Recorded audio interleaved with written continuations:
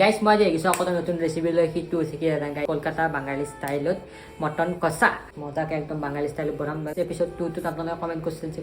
কলকাতা লাগে সো সেইকাৰণে আহি গৈছো কলকাতাৰ ৰেচিপি বনাবৰ কাৰণে প্ৰথমতে মটন